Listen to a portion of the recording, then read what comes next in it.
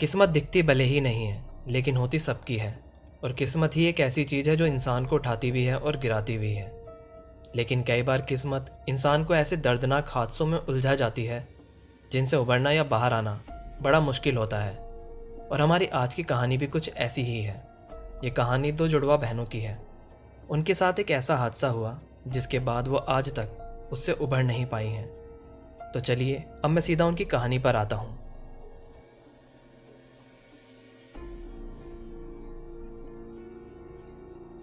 मेरा नाम अनीता है और आज मैं उस घटना के बारे में आपको बताने जा रही हूँ जिसकी वजह से मेरी बहन की ज़िंदगी बर्बाद हो गई। हम दोनों बहनें 11वीं कक्षा में पढ़ती थी और एक ही स्कूल में थी। हम दोनों जुड़वा बहनें होने की वजह से हमेशा लोगों की चर्चा का विषय बनी रहती थी। एक दिन करीब 11 बजे हमारी स्कूल की छुट्टी हो गई।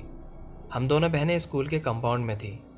तभी मेरी बहन बाथरूम में गई और करीब 15 मिनट बीत जाने पर भी वो वापस नहीं लौटी।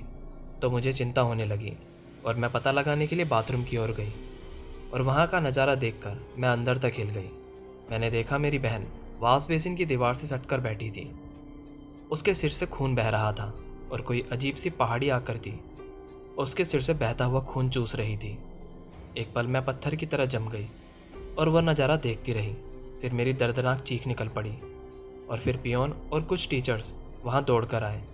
मैं तुरंत उन्हें उस घटना के बारे में बताने लगी, लेकिन उस वक्त वहाँ मेरी बहन के अलावा और कोई नहीं था। वो गुमसुम सी बैठी थी। सब ने उससे पूछा कि आखिर वहाँ क्या हुआ था, लेकिन वो कुछ नहीं बोली। वहाँ पर आए हुए सब लोगों ने पहले तो मेरी बहन के फिसल जाने का तर्क निकाला और उसके बाद उन्होंने उल्टा मुझे ही कसूरवार बताना शुरू कर दिया। उन्हें लगता था शायद हम दोनों बहनों में मारपीट या झगड़ा हुआ होगा, उसी वजह से मेरी बहन को चोट लग गई। उसके बाद हम दोनों बहनें स्कूल से घर लौटी। माँ और पापा ने भी उससे खूब पूछा, लेकिन मेरी बहन जैसे दूसरी दुनिया में ही जी रही थी। देर रात को भी वो बार बार उठकर घर से बाहर बैठ जाती थी। स्कूल में भी उसका बर्ताव अजीब हो गया था और टीचर्स उससे कुछ भी कहते, लेकिन वो पढ़ाई नहीं करती और उल्टा उन्हें घूरती रहती थी। फिर एक दिन क्लास में मेरी बहन अकेली बैठी थी। मैंने सोचा उससे बात करूं। मैं कैंटीन से कुछ खाने के लिए लेकर उसके पास जाने लगी।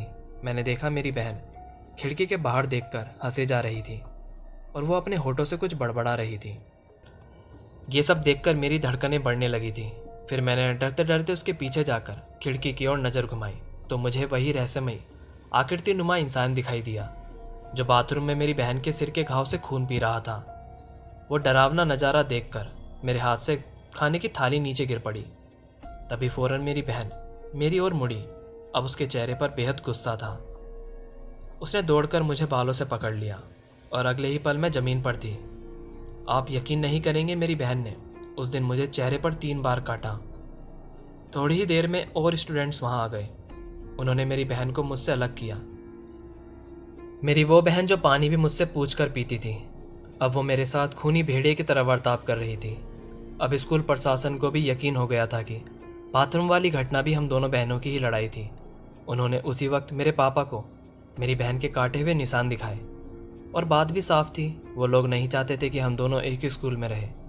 फिर पापा ने उसी वक्त मेरी बहन को हॉस्टल में भेजने का फैसला किया। मैंने उन्हें और स्कूल प्रशासन को खूब समझाया, लेकिन मेरी हकीकत पर किसी को विश्वास नहीं था, क्योंकि उस शैतानी पिशाच के बारे में मेरी बहन भी कुछ बोलने को तैयार नहीं थी। और इस घटना के बाद मेरी बहन 3 साल हॉस्टल में रही। फिर एक दिन हमें रात को करीब 3 बजे उसके हॉस्टल से फ़ोन आया। मेरी बहन बाथरूम के पास बेहोश पड़ी मिली थी और हम उसे घर पर ले आए। उसके सिर पर ठीक वैसे ही घाव थे जो स्कूल समय में मैंने देखे थे। आज भी मेरी बहन अंधेरे में अकेले बड़बड़ाती रहती है, हमेशा अंधेरे में रहना पसंद करती है। शायद हमारे स्कूल के वक्त से ही मेरे बहन पर पिशाच का वास है। पता नहीं अब उसका क्या होगा। मैं इस घटना की बात सार्वजनिक इसलिए बता रही हूँ ताकि मेरी बहन को इस मुसीबत से बाहर लाने का कोई सुझाव मिल सके।